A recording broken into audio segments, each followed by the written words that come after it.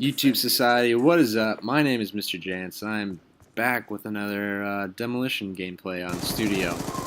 And this one I go 68 in 12 or 14. I'm not quite sure which one it is, but I switched up my kill streaks a little bit since last time. I instead of having an attack helicopter, which I usually have on, I switched it up because I didn't think attack helicopters, in my opinion, they get you maybe 1-2 kills at the most. And so I switched it up to a warthog. I just think warthogs, when you get them, it's just the sickest thing ever, just to hear one of those things just plowing down over you 4 times, just plowing down. It probably doesn't get any kills for you, but it's just cool sounding, I think, in my opinion. That's the only reason I put it on there anyway. But from last time, I said I was going to talk about some of my hunting stories.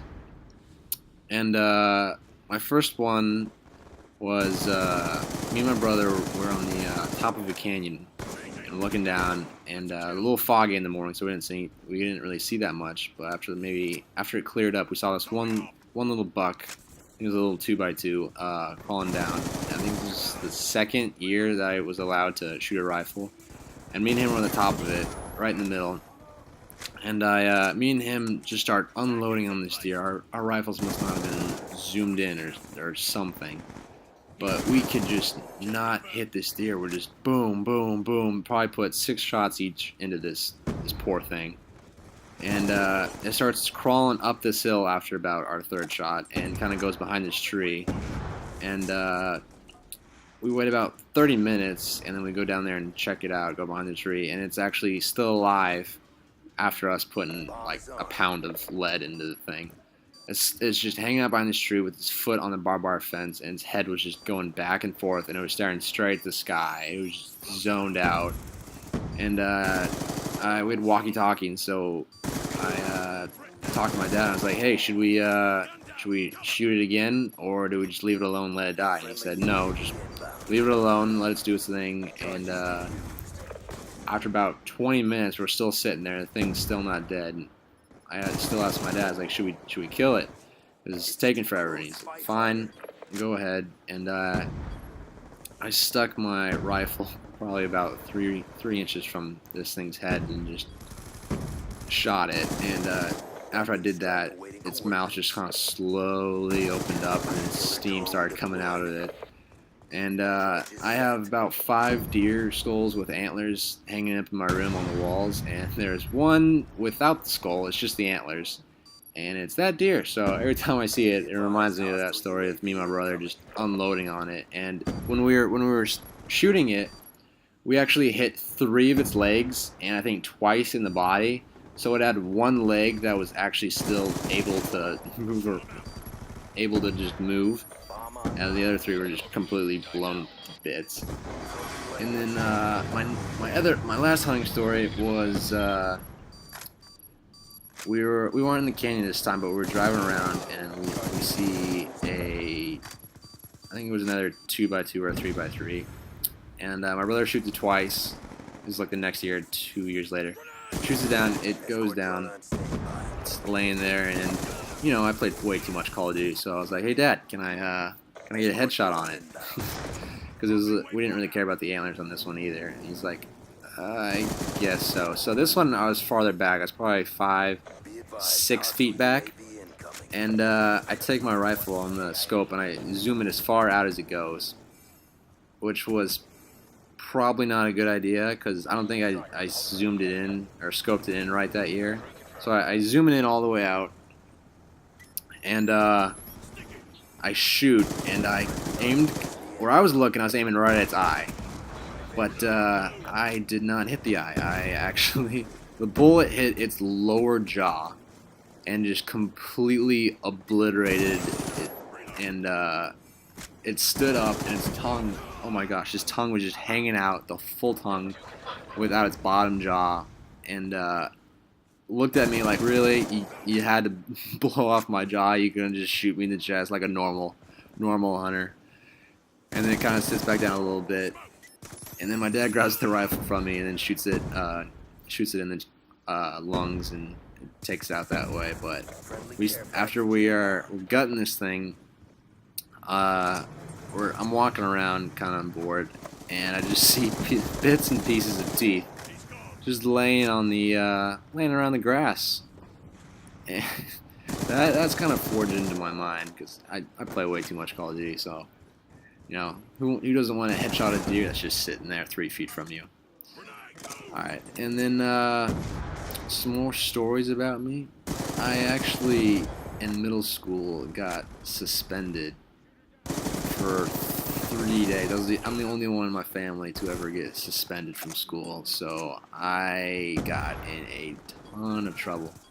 And the reason I got suspended was because that year I went with my uncle to a fireworks stand, and they have these things called stink bombs. And for those of you that don't know what stink bombs are, they're basically this little glass capsule that you can break in half pretty easily, and they just smell like the worst rotten egg you've ever smelled.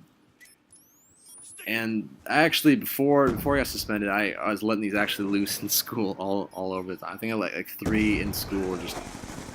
There's one I put in the bathroom, and I left it in the actual cap. You're supposed to like dump it out, and then it lasts for maybe like a minute, and then just the most insane smell ever, and then kind of goes away. But this one I left in the capsule, just right behind one of the toilets. And I walked back in there after class. I sat in there for 45 minutes, went back in there after class. The bathroom reeked like anything. So I ran in there, grabbed the little capsule that it was in, and ran out to the lunchroom, which is where we were going to go in the next 10 minutes. And we were sitting at this table. And this is kind of mean, though, but there's this Mexican guy who went there, and I dumped it on his back. He did not notice, and it was the funniest thing because he's sitting right in the middle of the table, big long table. He's sitting right in the middle of it, and I dump it on his back. I didn't smell it right away, but I was kind of on the far end of the table, and I was like, "Oh my gosh, Steven," which was his name. "What did you do?" And I couldn't smell it then, but the people around him smelled it, and it was like parting the Red Sea. He was in the middle. Every single person around him just spread apart. He was just sitting there all by himself. They all went to different tables and ate while he sat there. He didn't know what the heck happened. And he just sat there all alone eating his dinner. I cried laughing that dinner, or that lunch, not dinner. And the other story that I had with the stink bombs, the reason I got suspended was we were taking a field trip to Family Funplex, I want to say. It was I don't know why we went there, but we played games there and like mini golf, putt-putt golf, and other stuff there, like dodgeball. And anyway, on the way back, I had these stink bombs in my jacket. I just wanted to get rid of them. So I told all my friends around there, which is a terrible idea. I shouldn't have told them.